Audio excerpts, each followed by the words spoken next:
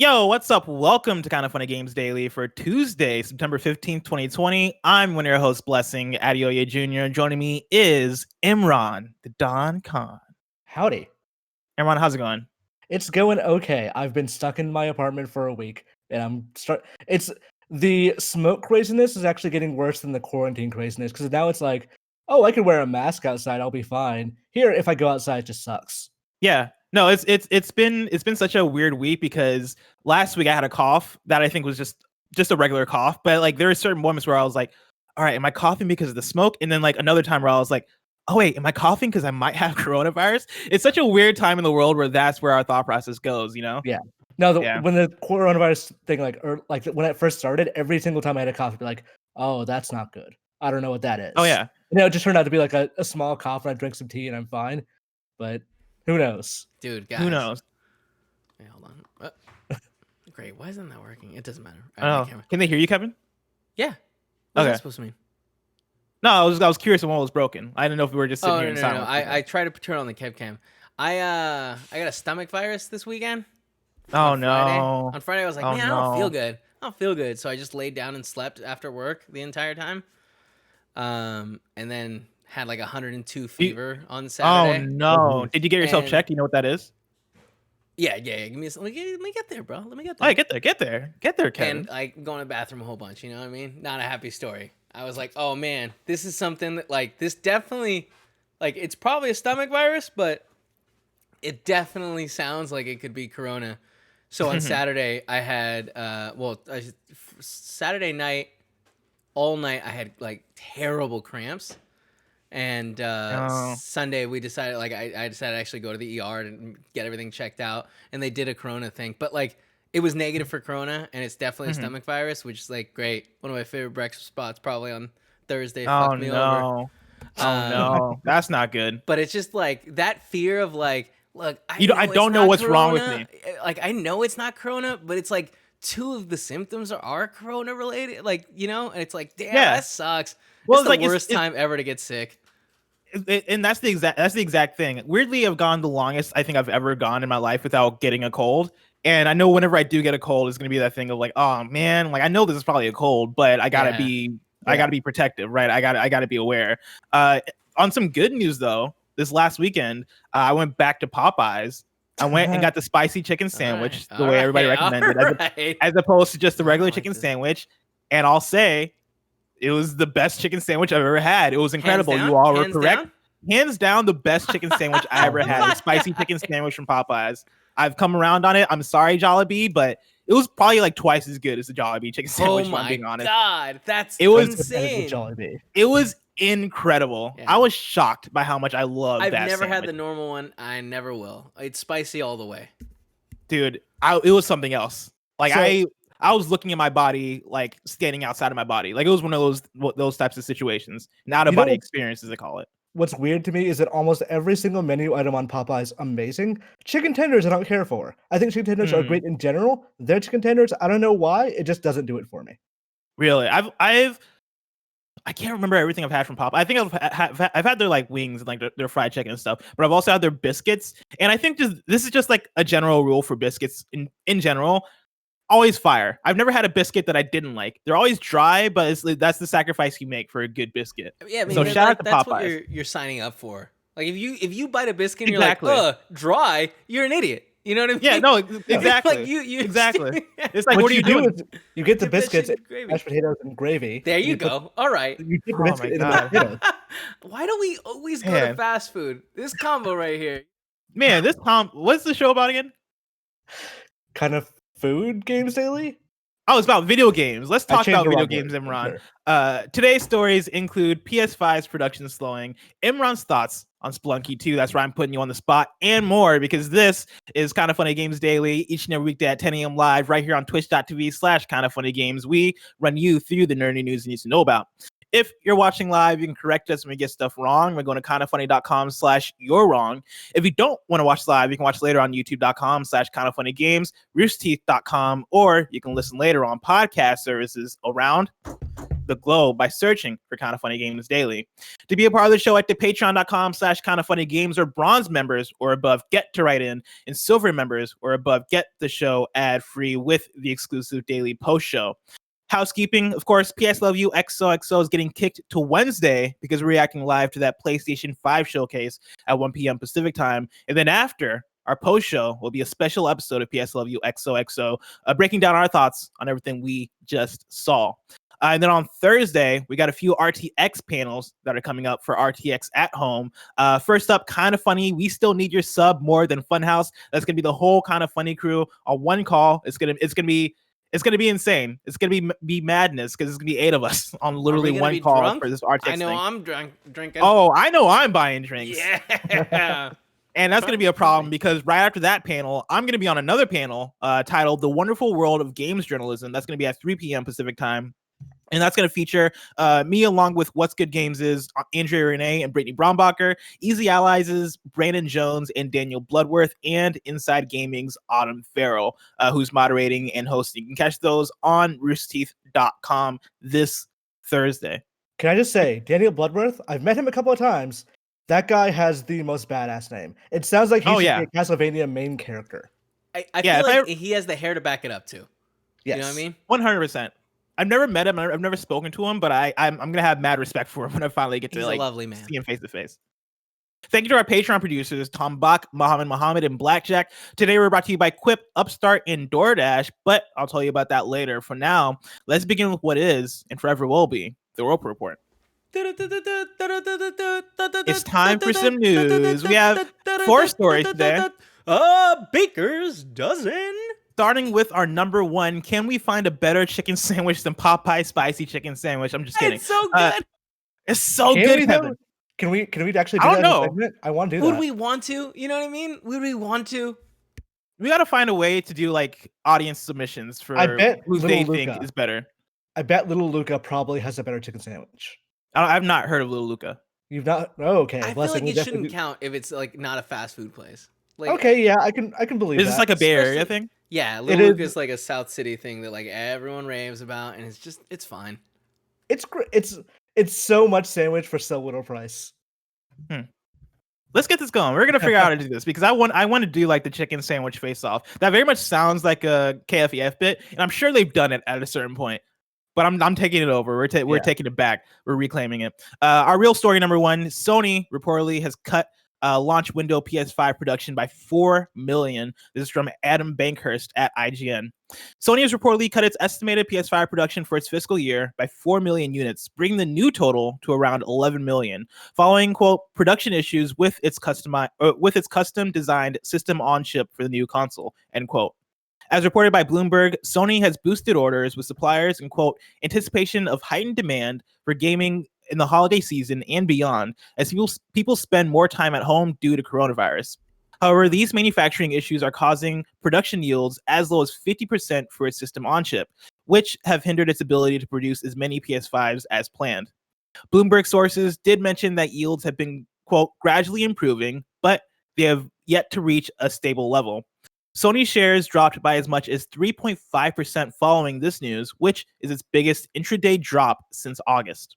Daniel Ahmad, a senior analyst at Nico Partners, has stated that this production delay will hit PS5 supply during 2021, and Sony is planning on using air freight to meet demand this holiday and ship as many units as possible in the launch period.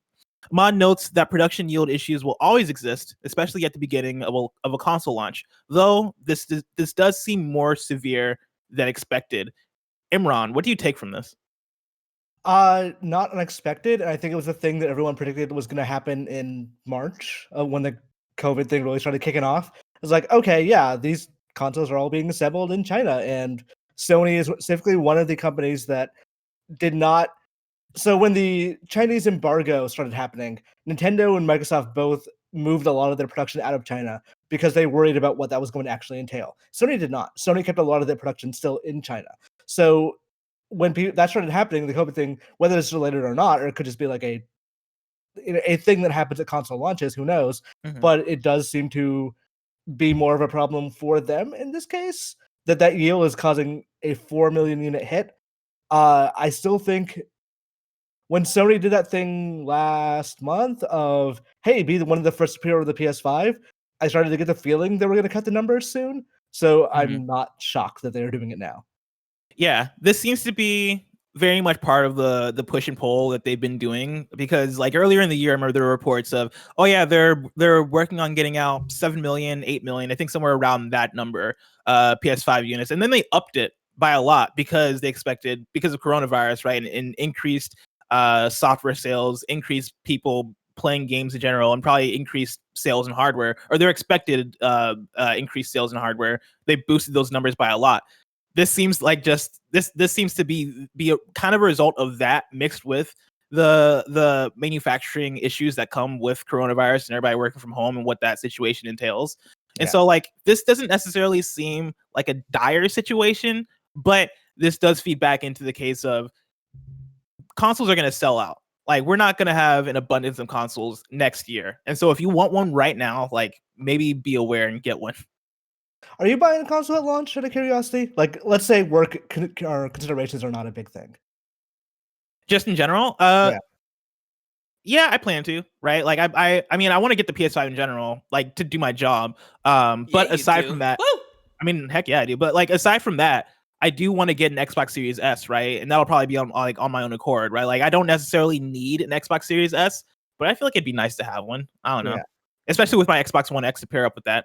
That's kind of where I am too. I think if I got one, I'd get a Series X instead. But yeah, I'm probably getting a PS5 at launch, even though like I've been thinking about it, and there's no real reason to besides the fact I just want to own one, and that's kind of my own like damage. Yeah, that's my own personal damage of like, oh, I buy launch systems because it's an investment in the future, and I think I'm increasingly getting to the point of I really hope Sony gives us a heads up on when pre-orders are going to come up. And like just us, just no one else, just us. But I'm probably gonna just order one on Best Buy or Amazon and hope for the best. What do you think is gonna happen with pre-orders? Because we have the event happening tomorrow. Do you think that pre-orders is gonna go up at the end of it, or do you think they'll actually announce a date for them? They said that it will not just happen; that they will give like warning ahead of time. I don't know if that means the like 30 minutes beforehand. Maybe, or we'll have a conference and that's the warning or whatever. But I suspect it's going to be like Xboxes. It'll be this time, this day. Be ready for like your Best Buy, Amazon pages. I'm interested to see what happens in a COVID era where everyone is at home and most people are going to be ordering these things online. How does a new world of bots buying things really affect this? Because it could be real bad. It could be people who really do want one don't get them. I want to know if this ends up like a Nintendo Switch situation where a bunch of people, including me, ordered that thing from Amazon and it didn't show up for like a few days after the date that they were supposed to show up in, right? Like with increased online orders, I wouldn't doubt that would be a thing, given the track record of Amazon. I want to know from you though, like how excited are you for launch? Because a few weeks ago, me and Greg had the conversation of should they delay the PS5? Like, is it time? Like, is it really necessary for the PS5 to come out this fall? And part of my argument for why they should delay it, even though at the end of it, I ended up on the side of like it doesn't really matter that much. Like, just put them out anyway. But part of my argument for was the fact that like this fall isn't really, to me, all that exciting for software. Like there's Miles Morales, but I can wait for Miles Morales. Like, and aside from that, Assassin's Creed Valhalla is coming to current gen. Watch Dogs Legion is launching in October for current gen. Most third party games I can even think of are coming to current gen. Like there's not really anything that's coming out this fall that is taking full advantage of what next gen has to offer. And so if they pushed it, like I don't think that'd be the biggest deal in terms of the hit to at least how consumers take in software. It'll be a sales hit to big publishers for sure. But like that said, how are you in terms of excitement level for next gen right now? I'm not that excited, but like it's the thing you have to do to play new games. And that's kind of where I am of eventually new games to come, whether that's Miles Morales or like a Ratchet or Demon Souls or whatever. Like if those are not at launch, they're coming probably fairly soon after. So I'm like I said, investing in the future. I used to be all on console launches, because console launches used to be a thing where there's such a drought that you experiment with new games, like games you wouldn't try before. You end up finding stuff that you wouldn't necessarily have thought, like, oh, this has become my new favorite thing. I didn't realize that I would have played this if there were like retail big releases coming every day. But that's less of a thing now, because like the big indies aren't just on one console. Like in even the small indies, if something is notable, you'll usually find out about it from somewhere. It'll be on like PC, or it'll be on Switch, or whatever. Nowadays, it doesn't feel like that you're discovering something new when buying a launch console. It just kind of feels like you're buying a console at the most expensive it'll ever be with the fewest games it'll ever have. And I've just made peace with that, of that's a thing that I'm doing and it's a bad idea, but I'm going to do it anyway. But largely it just, it's just the thing I got to do. It's like clocking into work that I got to buy it, so might as well. Is there anything that PlayStation could announce tomorrow that would make you truly excited for this fall? Demon's Souls. If they said that was day one, I would buy it. What do you think is like the over under on if they announce that for this fall? I know at one point it was targeting launch. I don't know if it still is, because obviously things have like changed dramatically over the year. But if it happened, I would not be shocked. If Ratchet or Demon's Souls comes at launch, I am for sure buying it at launch day one. If it's only Spider-Man Miles Morales, I am probably buying it at launch, but not necessarily like that is Miles Morales is a, it's a value add. It's okay, well, I'm buying this thing. This is the game I will get for it. Not super hyped, but sure, great. Spider-Man was a fantastic fucking game. Yeah. But now, like, beyond that, I think, yeah, they would have to announce something big is coming, and there's nothing that, like, honestly, Deathloop would have been that game for me. If it were Miles Morales and Deathloop, I'd have been happy. I mean, honestly, same. Like, the double punch of Miles Morales and Deathloop would have been the perfect launch for me, because those are very much two different sides of two different types of games that I absolutely love, right? With Deathloop being the arcane, Dishonored, immersive sim type game, and then Spider-Man literally just being Spider-Man. I'm actually sad that I should be way more excited about Miles Morales than I am. Like, I should be like going crazy for that game, because Spider-Man PS4 is one of my favorite games of this gen. Yes, very easily. Spider-Man, favorite superhero. I absolutely adored that game. I talk all about Spider-Man 2. I can't remember if I talked about that on Kind of Funny or if I was still on OKBeast when I was always going ham about Spider-Man 2 on PS2. But Spider-Man 2 on PS2 is one of my favorite games ever. Like, I love those games, those types of games. And Miles Morales is a character I really love. I should be way more excited about that game coming this fall. But for some reason, I think it really is the Uncharted Lost Legacy comparison, even though Uncharted Lost Legacy is my favorite Uncharted. That's kind of throwing me off, but I don't know. Maybe when I actually get my hands on it, everything will change and I'll go crazy over it. They're being weirdly cagey about the scope of that game, which is fine. Like, if they just said, hey, like, we're building off Spider-Man 1. This is going to be lengthwise is roughly the same. Story-wise is going to have expect mostly the same cutscenes. Like, the game looks fine. It's just that I don't know what they think that game is. Like, is it a City Never Sleep style DLC thing, or I know they use Lost Legacy as a comparison, but that doesn't tell me much when they're not showing more of the game. Which, granted, this could age badly and they'll show off tomorrow. I very much expect them to go all in and showing off that game, because at this point we've seen more Ratchet and Clank than we've seen with that game, which maybe that is because they just wanted that to be closer to launch in terms of the lead up in the hype cycle. But yeah, I very much expect to see more gameplay of this game tomorrow and get a clear idea of, okay, this is why I can be excited for this game. These are the new mechanics. These are the new moves that are available in this move set. I expect to see all that stuff tomorrow. Yeah. Imran, I want to talk to you about Spelunky 2, because you got to play it. Yeah. So story number 2 is going to be a Spelunky 2 review roundup. On Metacritic right now, it's sitting at a 91 for PC and then a 93 for PS4. Mitchell Saltzman from IGN gave it a 10 out of 10 and says, I wasn't sure what I wanted out of a sequel to Spelunky. Given how high of a pedestal I keep the original game on, how do you improve upon a game like that? But Mossmouth took its time and managed to deliver a masterpiece that improves upon its predecessor in ways I never would have even imagined. Spelunky 2 takes everything that made the original great and expands upon each of those individual aspects without ever overcomplicating the elegant retro simplicity of its 2D platforming. It doesn't do much to win over people who already weren't fans of the original's unforgiving difficulty, but as someone who is more than 200 runs in and feels like he's only scratched the surface, Spelunky 2 is a game that I see myself playing for a long, long time. Chris Plant at Polygon recommends it, and I'm gonna be honest, when I read their write-up, I started getting teary-eyed because I was like, that is a beautiful, beautiful way to put this. Chris Plant writes, you know when you finish a movie or a book or a game that you love and you wish you could experience it again for the first time? That's what it felt like to play Spelunky 2. I get to play my favorite game for the first time all over again. This isn't a sequel, it's yet another chance to play Spelunky with fresh eyes. Everything is just a little different, another stroke that proves perfection isn't imperfect. Even the best can get better. That's a great write-up, Chris Plant. And then Chris Carter from Destructoid gave it an 8 and says, Spelunky 2 is more Spelunky. It doesn't wildly reinvent the formula and even brings back a lot of the same hazards and enemies that tormented you the first time around. But it innovates ever so slightly in so many ways to help give the sequel its own life. Either way, it sucked me back in. Imran, as I understand it, you've been playing Spelunky 2. I know you're a big Spelunky guy. Yeah. How are you liking it? How are you enjoying it?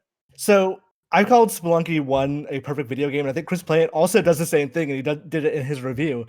But like, in terms of like mechanics, that game accomplishes everything it sets out to do. And it's like, when I say perfect video game, I'm not saying like you compare it to The Last of Us or whatever. I'm saying that game is like perfect execution of everything it tries. And I highly suggest if anyone gets a chance and is like curious about game design, read the Spelunky book by Derek Yu. It's fantastic.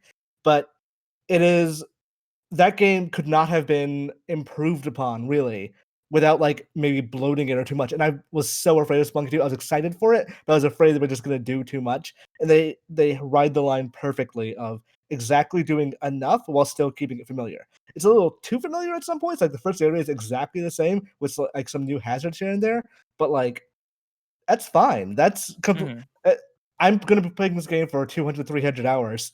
I don't care that it's going to be different that much. I care that it plays well, and it does that exactly. The big new thing added was liquid physics, which is hilarious because like so one of the new additions is at the end of 1.4 you can choose what area you're going to go to. You can go to a volcano or a jungle. The volcano has lava, and this is interesting because there are still like rooms that you can travel down in Spelunky and like enemies still around. So I came across an enemy I didn't want to fight because fighting enemies in Spelunky is difficult unless you have enough items. I didn't have items. I spent all my money on bombs. So I basically made a big tunnel from the top where lava was down to this one enemy that just poured lava onto him and killed him. Granted, I also covered up the door and I couldn't get in. So that screwed me over. But this is the kind of thing I love about Spelunky is like an experiment with stuff. It has that same like Breath of the Wild style thing of I can't believe this worked. I can't believe that like this one weird combination of things was totally fine. I found out yesterday that if a shopkeeper is if they have a shield in their inventory, you can just pick up the shield and ram them into the wall and kill them and just steal all the stuff. That is like a hilarious thing, but you can't do that if like there's a jetpack in the middle between the shield and the shopkeeper because the jetpack is going to explode and kill you both. And it's stuff like that's awesome. You're constantly doing that thing of like, you know, the Greg Miller gif of him like doing math like on his fingers, like trying to solve an impossible equation kind of thing. That is Spelunky every second, and you're encouraged to go fast, but if you go too fast, you're going to die. It is a kind of game that like wants you to speedrun it, but if you do that, you're just going to like not see a trap and get killed. And it is you end up having to master those games, and Spelunky 2 is exactly like that. I am no good at it. I'm still real bad, but I want to keep playing, and that's like the genius of that game. How long have you been playing? I've put about, I want to say 14 hours in, but I got the code on Saturday. So I haven't had I would honestly, that's a good amount of time. That is a good amount of time. And like I think I've maybe gotten to the end of the second world like once. And the rest of the time has been just trying to get there because I play too impatiently. But I really love Spelunky 2, and I like that I got an IGN 10 is not shocking to me, and I think it's the 6th IGN 10 this year. So I just been giving a lot of 10s this year, yeah, and I think that is probably a direct result of them changing their scale from a 100-point scale to a 10-point scale. So like, if something is a 9.7, right? Like now a reviewer is really gonna have to make that call of, all right, is this a 10 to me or is this a 9? Yeah. Which is resulting in like a lot of interesting stuff. But I love it. Like I think that's really cool. Honestly, I think that's like a lot clearer of a review scale than the 100-point scale where things start to feel arbitrary. But yeah, like so Spelunky 2 or Spelunky in general, right? Like roguelite, correct? Like I've not played much of I played some Spelunky. I've not gotten anywhere far in Spelunky. And so I've never like really internalized what the gameplay loop is there. Would you compare it to something like Dead Cells where it is you're going through the same levels over and over again and like upgrading over a long period of time, or is it very much you're starting off fresh? Like what is the gameplay loop? There's not really like internal progression at all. Like you can get shortcuts, but honestly, you don't really want to use shortcuts because you want to get as much money as possible as you go through that game. So you're usually just starting fresh the entire time and starting in the caves and like moving on. So like it is a roguelike and then you will die very easily and then respawn at some point. And they make respawning super fast in this game. But the progression is just internal. It's you getting better. And as you play more and more, you're like, okay, well, now I know the trick with the shopkeeper. Now I know how to there's like a new item called the power pack, which makes all your weapons better. And then I discovered last night that the weapon, like the regular whip it gives you, the power pack turns into a flame whip, which is fine. Like that, it makes a little bit more damage, whatever. If you use it on turkeys in that game, it turns the turkey into a cooked turkey, which actually recovers your health. And health is a premium in that game. So but you don't want to do that in front of the turkey keeper, because then he will get very mad and he'll try and kill you and he'll attack you with a crossbow, and it's not a good scene. But it's stuff like that as you start learning the millions of moving pieces in this game. Yeah. Okay, I can do this, this, and this.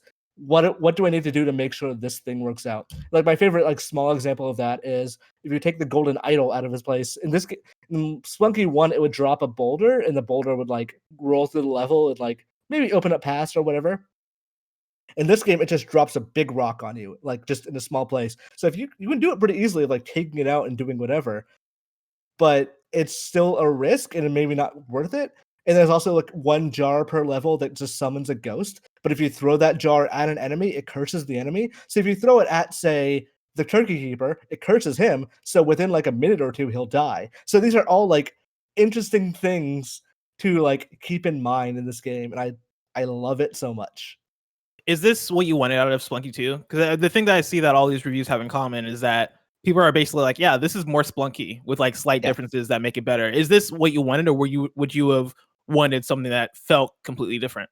It's what I wanted, but stuff I didn't know that I wanted. If they had changed too much, I probably would have been upset. But like they changed just enough to make it right. It feel like it is. I saw someone on Era calling it like a lazy graphics pack or whatever, but no, it is expertly crafted because they knew exactly what they were doing to make it work. Well, speaking of games making slight changes, story number 3, we finally have the answer to Immortal Fenyx Rising's name change. This is from Brett and Sinclair at gamesindustry.biz. Ubisoft changed the name of its upcoming open-world action game from Gods and Monsters to Immortals Fenyx Rising after the maker of Monster Energy drinks challenged the game publisher's trademark application for the old title, as reported by VGC. Ubisoft publicly announced the name change earlier this month, with associate game director Julian Galudek insisting in an interview with VGC that the name change was made for creative reasons only. The United States Patent and Trademark Office database shows that Ubisoft would have learned of Monster Energy's concern over the trademark no later than October 31st of 2019, when the drink maker filed a request for an extension on the deadline to formally oppose the Gods and Monsters trademark. After a couple more extensions, Monster Energy filed its notice of opposition in April, saying it made the Monster trademarks famous long before Ubisoft filed its application, that it had a history of using the name in gaming and esports, and that Ubisoft's trademark would likely cause confusion or even deceive consumers as to the provenance of its goods. In its official response in May, Ubisoft denied that Monster Energy was famous and pointed to the hundreds of other existing trademarks around the word monster. This is a very interesting one from like multiple places. Imran, what's your response to this? So one, I think it's hilarious they made the director come out there and be like, "No, we thought this game fit Immortal Fenyx Rising," which that makes the game and him and the title look bad. So they should not have done that. It's hilarious to me that like they're they think that we're gonna sit here and believe that like somebody came into a meeting and was like, "Hey, we've been calling this game Gods and Monsters, and here's the thing: that's a fine name, it's whatever. But hey, main character of this game named Phoenix. You know what Phoenix is? Immortal. I don't know if that's true, but like, you know, we got immortals in this game. You know what Phoenix is doing throughout the game? Rising. Like, I'm just saying it's a better name. Like, I don't that is like a hard thing for me to sit down here and believe that somebody was like, Immortals Fenyx Rising is the better name for this game than Gods and Monsters. That's the other part is like, I can understand them going, okay, yeah, Gods and Monsters won't work for legal reasons. Why did they pick Immortals Fenyx Rising as the name? Why not any like this feels like, oh shit, the project is due tomorrow. We gotta think of something. Immortal Fenyx Rising, good. Like, you had months to think of something better. Why that? Why did feels like Surge on his way out was playing a prank? Yeah, he was like, if I'm leaving, I'm tearing shit up as I go. Rename the game Immortals Fenyx Rising. And looking at the timeline of this thing, of like the October 31st date of their concern, I think you can probably blame this on. Oh God, I forgot the name of that game. The Kojima game last year. Death Stranding? Death Stranding. Mm. Yeah, like because of the game's heavy monster energy drink integration of that monster being like, hey, we're already in video games. You can't just use the word monster. I mean, that's the part of this whole story that I find like, I get it, but at the same time, I find it ridiculous, right? Monster being like, hey, yeah, one, we have a history of using the name Monster, but also like, you know, we use the name in gaming and esports, and it's like, all right, but like it's a game title versus whatever your Monsters esports thing is. You bring in Death Stranding to the equation, I think makes it even more like, oh yeah, I guess I could see how they would like make that connection, but at the same time, it's like that very much just feels like fuel and ammo for Monster to be like, hey, we don't want anybody else using the Monster name except for us, and so start piling on the reasoning. Like, start just finding reasons why we can dispute it. Honestly, like, I'm not convinced that Ubisoft couldn't have won this case. Like, looking at what was brought up, right, like the esports stuff, I think if Ubisoft fought hard enough, and this is me speaking from the outside looking in, maybe they fought real hard. But like, I feel like you could have won that case. So you could have kept Monsters in the name, but maybe it was the thing it wasn't worth fighting for this one game. We haven't talked since the Ubisoft. No, we did. We were on the Games Beat podcast together. We were. But yeah, this game looks way more Breath of the Wild than I thought it would. Like blatantly, unashamedly Breath of the Wild at this point. Like it's far more than art style. It is straight up like these are mechanics. It has mechanics. Like, it has a lot of the structure is there in terms of the open world puzzles and the shrines and the climbing and the gliding, like the magnet. The magnet ability, which when I was doing my demo, the first time I did that, I was like, what the fuck is this? How dare you? Like, I'm all about it because I love Breath of the Wild, and if y'all are gonna make Breath of the Wild, I'm gonna play it. Like, I'm not gonna play this game. But yeah, it is it is kind of egregious. Like, it's one of those things where I think it was like Andy who said that this game looks more like Breath of the Wild than games that Nintendo has reached out to shut down because of the similarities to Nintendo games. Like, it is very close, but you know, it's Greek mythology. Yeah. So like, it's different. Yeah. They should have called it Phoenix: Immortals Rising. Do you know there's no colon in that name, by the way? Yes, there's no colon. It's Immortals Rising, just space Phoenix. Yeah. Or Immortals Fenyx Rising, whatever. Immortals Fenyx Rising, no colon. And every news story I read about it includes the colon. And I'm like, they could have thought of a better name. Like, it really is unfortunate. For a game that's probably going to be good. Yeah. As someone that used to put SKUs into a database, there are so many like game names that just everyone just ignores the weird formatting. Like Nier, for example, the last R is capital. Soul Calibur is one word. And Soul Calibur also annoyed me. Yes. Like with how they put that name together. Yeah, it's one word, which is ridiculous. And like, I mean, not ridiculous, but confusing. There are publishers that insist, like, I've gotten mail from publishers like, why is there a game name in caps? I'm like, fuck off, because I'm not going to write your entire game name in caps. Yeah. Just like name your name like a normal, or name your game like a normal human being, please. Yes. I beg you. And then story number 4, this is one for me. Undertale creator Toby Fox gives a Deltarune update. This is from Jordan Oloman at IGN. Toby Fox has issued a status update on Deltarune, the sequel to 2015's Undertale, saying it's been much harder to make, but outlines for every chapter in the game are now complete. In line with a number of celebratory occasions to mark the 5th anniversary of the indie RPG, the game's creator posted a Deltarune September 2020 status update on the Undertale website, detailing the current state of the project. As well as thanking fans for their continued support of his projects, Fox noted how Deltarune has been, quote, much harder to make than Undertale due to the complexity of new systems, plot lines, and graphics. Fox explained that he has been managing severe pain and wearing many hats during the game's development, roles that would usually be taken up by multiple developers. Despite all of this, Fox has been writing, composing, designing, and drawing over the past 2 years with a small team, with readable outlines now completed for every chapter in the game. After investigating different engines during that time, Fox has now decided to return to Game Maker, and development for Chapter 2 has now commenced as of May 2020, with plans to finish the chapter by the end of the year. Let's go, baby. Fox ended the status update, noting that he hopes Chapter 3 will be easier to make as the team can use Chapter 2 as a base. He's looking to hire more people on to work on Deltarune in the future, and has asked people to send in portfolios. Of course, Undertale is a game I truly love. Deltarune Chapter 1, I truly loved. I cannot wait for Deltarune Chapter 2. And this update indicates that it is coming sooner than I would have thought, because he made it seem like it was going to be forever away. And so I'm really excited about this. Did you actually read the blog post that he put up? I did not. I just read the IGN's coverage of it. One of the things the IGN article doesn't mention is that he's suffering from extreme wrist pain. And now he's at the point where he can't like do many things. So he's saying like using a keyboard or a mouse for more than a couple of hours a day is impossible for him now.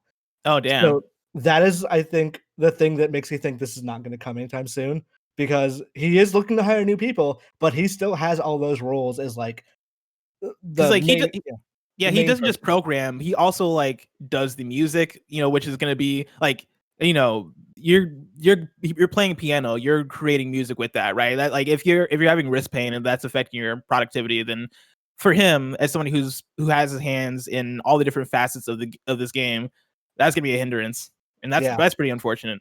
Yeah, and like Toby Fox, if you're listening, and I assume you were not, but if you are, like, just take all the time you need. Don't injure yourself to make the video game. If Deltarune comes out in 2029, I'll be fine. Just like I was fine when Undertale came out in 2015. It didn't look like a 2015 game, because who cares? It still was an amazing game. Exactly. Yeah, and I care more for Toby Fox than I do for any individual video game. And so take your time. I'll play that game in 2023 if I have to. If we get into 2024 and I don't have Chapter 2, I might have some issues. No, I'm just kidding. I don't think they're going to release chapter. I think they're going to put the entire game out as one. You think so? Yes. Just release the chapters. I'm fine with playing the chapters, especially if Chapter 2 is going to be done by like, let's say, end of this year into next year. Like, just put it out. Just let me play that thing. I get the feeling this whole thing is going to be like a multi-year project for the next 5 years. I just really want to play some more Undertale and some more Deltarune, Imran. But apparently, that's so far away. If I want to know what's coming out to mom and pop shops today, where would I look? The official list of upcoming software across each and every platform is listed by the kind of funny games that we shall host each and every weekday. Yeah. Out today, we got Vaporum Lockdown for PC and Mac, Spelunky 2 for PS4, eFootball PES 2021 for PS4, Xbox One, and PC, Fight Crab for Switch, BPM Bullets Per Minute for PC, Tiny Crack for PC, Our Past for PC, Monocro for PC, Strike Buster Prototype for PC, Her Majesty's Ship for Switch, and then Red Dead Online players on Xbox One, PC, and Stadia can now pursue a trio of legendary rams across the frontier, while collectors can also discover 3 new fossil collections. New dates for you. Ghost Runner launches on PS4, Xbox One, and PC on October 27th.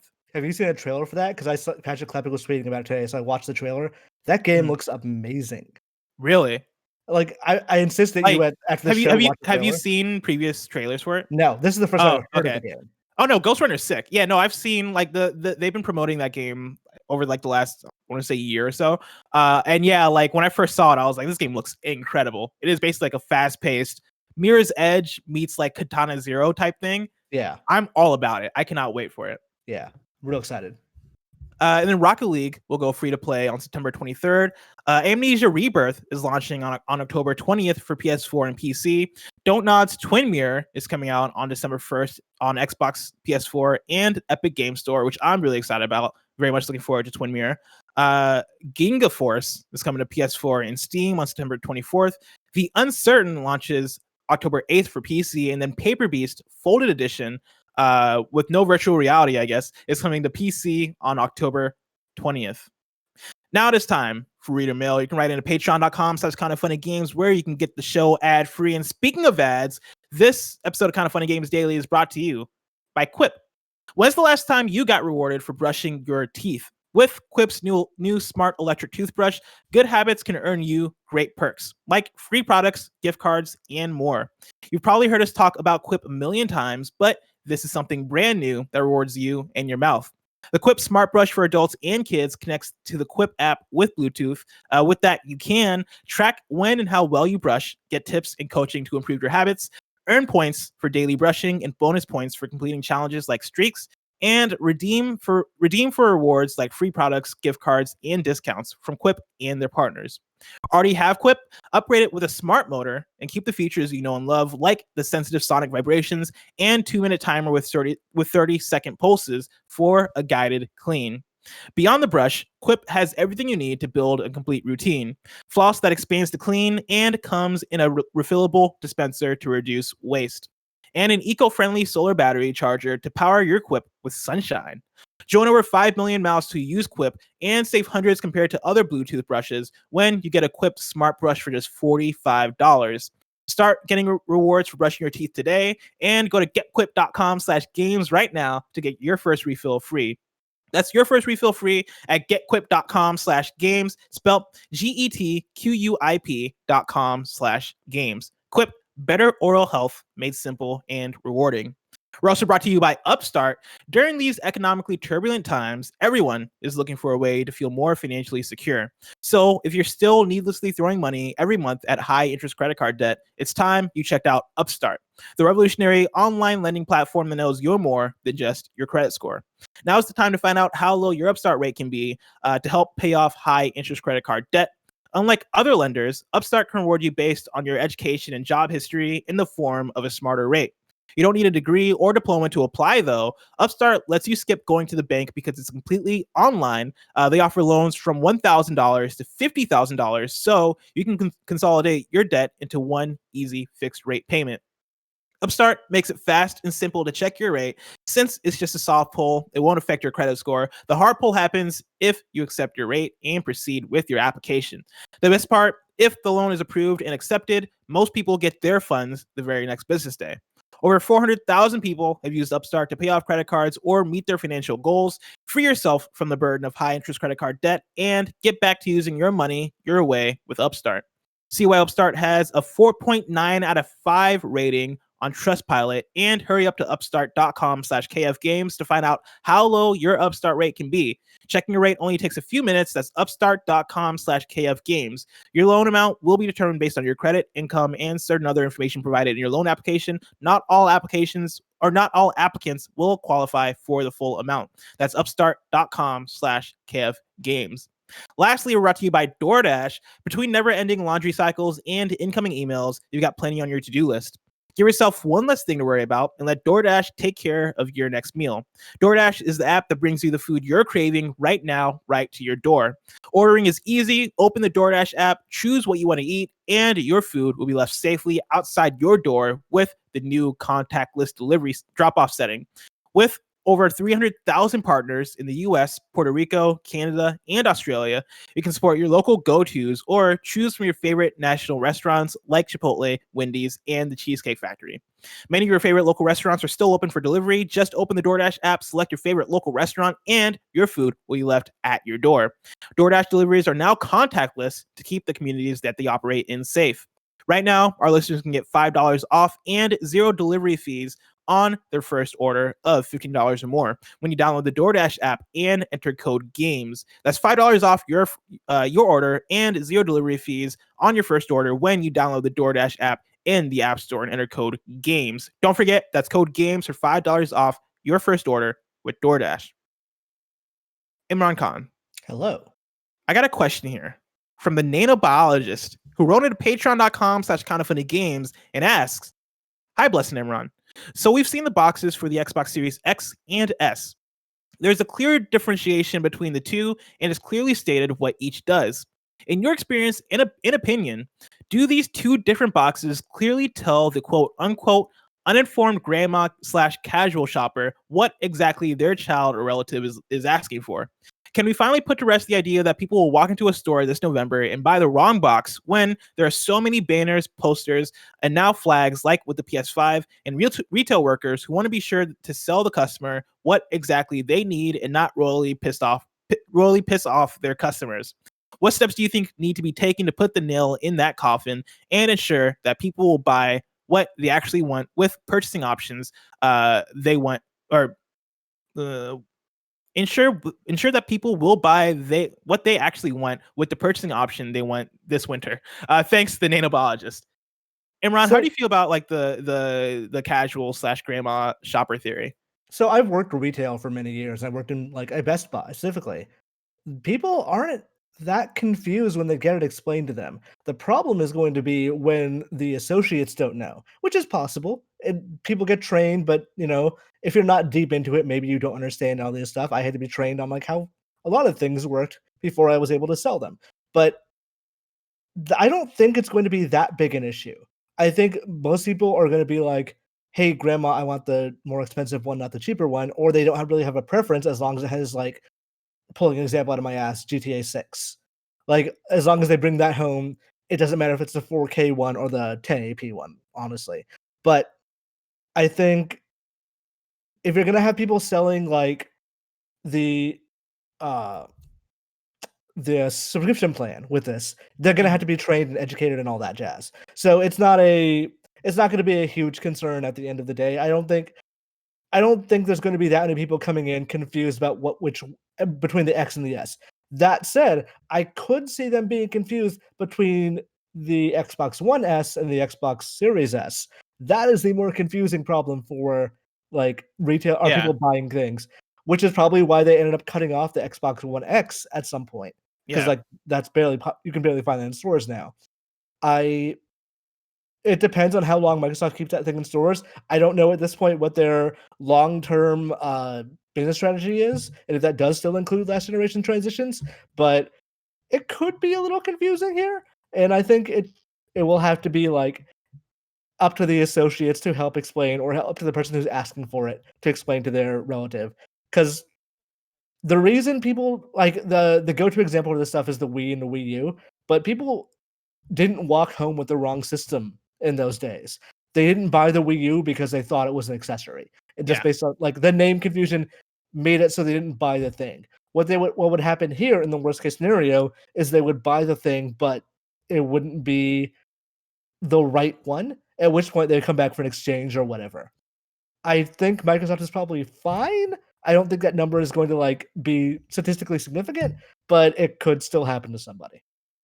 Yeah, and I mean, on the side of Microsoft, I don't know how much they care necessarily that people are buying an S over an X, right? Like a lot of this is going to come down to, hey, what's your budget? And then like, what are you looking for? And for sales associates, right, or people at retail, like the thing that they're going to need to explain is, one, hey, are you looking for the new console? Don't get the one, get the series. But then also, like, do you want 4K compatibility, right? Do you want to take advantage of 4K? Get the X, don't get the S. And like those are really like the two things that you're going to need to specify for people that are coming in and buying. But like if for the grandma situation, right, posed by the question, if grandma comes in and buys an Xbox Series S for 8-year-old Timmy at home, and like I don't think 8-year-old Timmy at home is going to care that much that is the Series S over the X. Like maybe little Timmy cares a lot about 4K, and in that case Timmy might throw like a tantrum for a day, which in that case Tim, you're spoiled because you got an next gen console. But either way, like it's a next gen console, and Microsoft really at the end of the day is trying to get you into their ecosystem to the Game Pass thing, right? Like I think that today is going to be a lot easier of a thing to sell to people and to explain to people, because people understand Netflix, people understand Hulu, people understand subscription services. And so that is actually going to be like the key thing, right? Like you're not just buying a box this time around. We got to sell you, or we're going to try to sell you on this service that is going to make your life a lot easier, or going to make your life a lot better, because you're going to have access to so many games. That's the thing that's going to be not difficult, because I think it's clear, but that's going to be the thing that I think folks are going to try to actually sell this time. That's going to be like the challenge, I guess. think the big problem is going to be people walk out with a Series S or a PS5 Discus edition in a game, which is not going to work on those things. So like they would need to buy download codes, which Sony doesn't do anymore, or whatever, like a Game Pass subscription or something like that. So again, it comes down to a lot of retailer training, which you hire a lot of people for Black Friday that don't necessarily have all the training, and maybe that works out, maybe it doesn't. I don't think it's going to be a big issue. I don't think it's going to like hamper sales all that much. It just make for some like annoying holiday returns. Pinkythebadmonkey writes into patreon.com/kindoffunnygames and says, "Hey KFGD hosts, with the PS5 release date and pricing info seemingly imminent, my mind is turned to the games I might get to play on Sony's awesome new hardware. My question is this: are Sony at risk of repeating themselves with the PS5's games library? Given how many successful new IPs we've seen throughout the PS4's lifecycle, aren't we about to have a console generation of mainly sequels rather than exciting new and experimental new games?" Wait, so I'm trying to understand that question. Why are we more at risk now than before? I mean, I think the idea is, all right, during the PS4 generation, we've gotten we've gotten franchise establishing games. Like if you look at all the different Sony studios, all the different PlayStation studios that we've got, Insomniac is going to work on Spider-Man 2, right? Along with Ratchet and Clank. Sucker Punch is going to work on Ghost of Tsushima 2. Naughty Dog is probably going to make something new, which is exciting. But then like Santa Monica is going to make God of War 2. Like I think this time around, more so than previous times, we've been set up for more sequels. But like I also don't think it's that big of a difference coming into the PS4 generation from PS3, because we did end up getting Last of Us Part 2, ended up getting Killzone Shadowfall, we ended up getting Infamous Second Son, and like quite a few sequels coming into this generation also. Yeah. Oh, we're talking specifically about Sony's first party, not just like PS5 games in general. Yeah, I think he's talking about Sony's first party. Okay, yeah, I mean, yes, but that's probably because like the last games sold super well, and they're gonna do more of those because they were critical in sales successes. I think we're probably going to see something new from Kojima. I don't think we're getting Death Stranding 2, for example. Granted, he's on a Sony studio, but I bet Sony's picking up his next game. Beyond that, like, I don't think we're at risk of any, because like you said, Naughty Dog this generation did Uncharted 4 and Last of Us 2. Sucker Punch, even though they did Ghost of Tsushima, they all started the generation with Infamous 3. Yeah. Like, it's not, when things succeed, they make more of them. That's just the way the video game industry really works. So I don't think, like, I think everyone has earned enough leash, or a length of leash at this point, that they can say, okay, we'll do this one, but after that, we want to do like this new idea we had. So I don't expect it's going to be significantly worse this generation than it was last. Yeah, and I don't even think it's a bad thing, right? Like you still have third parties and indies and plenty of other studios that are going to work on new ideas and bring in new IPs and franchises. Like I don't think it totally needs to be on Sony to introduce the new stuff. That said, like I'm looking at a list of Sony first party studios right now, and like Ben's studio, like who knows if they're going to work on Days Gone 2 or not. I would bet that they're not going to work on Days Gone 2, even though I think Greg thinks he does. You think they are too? Yes. Days Gone sold really well. Yeah, but you could do something else. Why not do Siphon Filter? Like, I feel like that's the easy thing, right? I think early on in generation, you want to commit people to the idea of all your favorites are here. So you do show like the for example, not show, but you do release the Days Gone 2 or the God of War 2 or the whatever, all hypothetical examples. But I think that's the idea for what you want to do early on generation, and the generation you can start experimenting with, like, okay, well, what's a new a Ghost of Tsushima style thing now? Mm-hmm. You got studios like Bluepoint, which Bluepoint not a PlayStation owned studio, but they've been making games for PlayStation now, and like Demon Souls is going to come out, and after that they're going to work on something that it's probably going to be a remake, but in my mind registers as new, right? Like not necessarily a franchised game. Like they're not going to make sequels. From there, you got Pixel Opus, who did Concrete Genie, and I'm sure they're going to do something new. Like I think we got Media Molecule, who are not going to make Dreams 2. I don't imagine. Maybe they will, but I imagine that Dream Harder, Nightmares. I imagine they're going to make something that is new and fresh. Like I don't think you can necessarily count PlayStation Studios out as far as what their new games output is going to be. Like, yeah, the big studios are going to continue their franchises, but also like I think that's what you want. Like you do want God of War 2, you do want Spider-Man 2. Like I don't necessarily want Last of Us Part 3 and Uncharted 5, but I'm sure like those would excite us if they announced them, right? Like I wouldn't necessarily be mad. There's like a break glass in case of like emergency break glass. Here's Uncharted 5 or whatever. Last of Us 3 planned somewhere. And I know like there are I don't know if they're rumors or if it's just speculation from us that one of their studios is working on an Uncharted game that's not Naughty Dog. And like again, that makes sense. I wouldn't be mad at it. Like that ignore speculation. I don't know. But yeah. And maybe Greg's on something. I don't know. But also like they can contract out with studios too. Like that Sackboy game that's like litigiously close to 3D World. Like that's Sumo Digital. Sackboy's Adventure. Yeah, that's Sumo Digital. That could come out sometime soon. And like there's not a new IP, but a new direction for that franchise. Yeah, like same with the Iron Man VR studio, who I can't think of right now. Kind of funny.com. I should go wrong.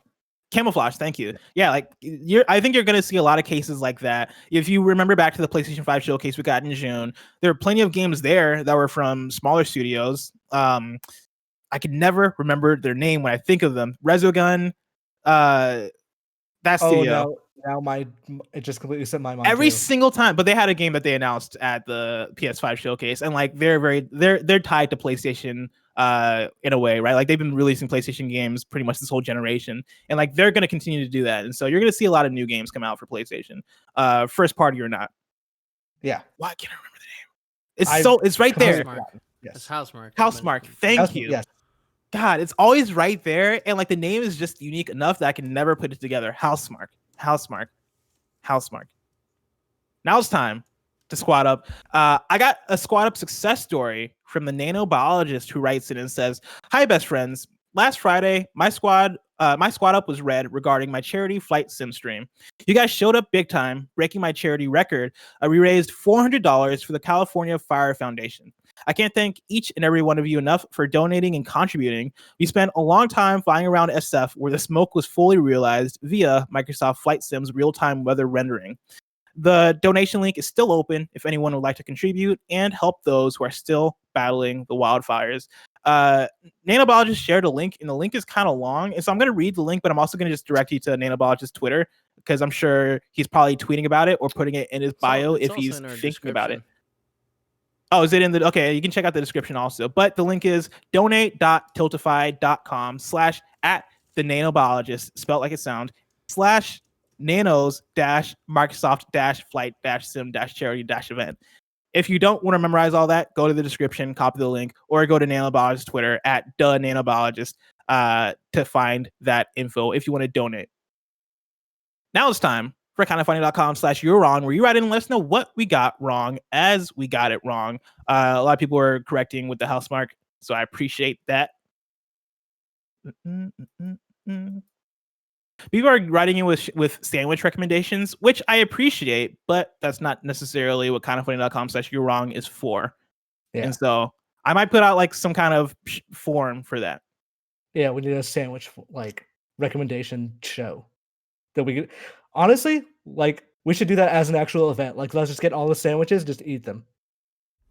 Nanobiologist says Spelunky 2 was actually the 5th 10 out of 10 IGN is given this year. The 4 others are Flight Sim, The Last of Us Part 2, Persona 5 Royal, and Half-Life Alyx. Incorrect. It's Crusader Kings 3 was 2 weeks ago.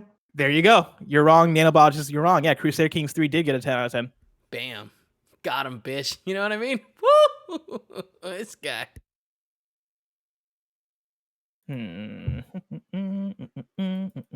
Lower opponent is saying Monster Energy did have a video game series, Monster Energy Supercross, the official video game. First came out back in 2018, and so like, I guess so. I mean, that's a pretty big one, honestly. Like, I understand why they got to be like, yo, let's shut down Ubisoft. We can't let this happen. we're still trying to sell Monster Energy Supercross, the official video game. All right, that seems like it's it for kindafunny.com/you're wrong. Tomorrow's hosts for the show are Greg and Paris Lily. Of course, this has been Kinda Funny Games Daily each and every weekday at 10 a.m. live right here on twitch.tv/kindafunnygames. We run you through the nerdy news you need to know about. We have a Patreon post show for those that are subbed at the silver level of patreon.com/kindafunnygames. So stick around for that. Otherwise, till next time, Game Daily.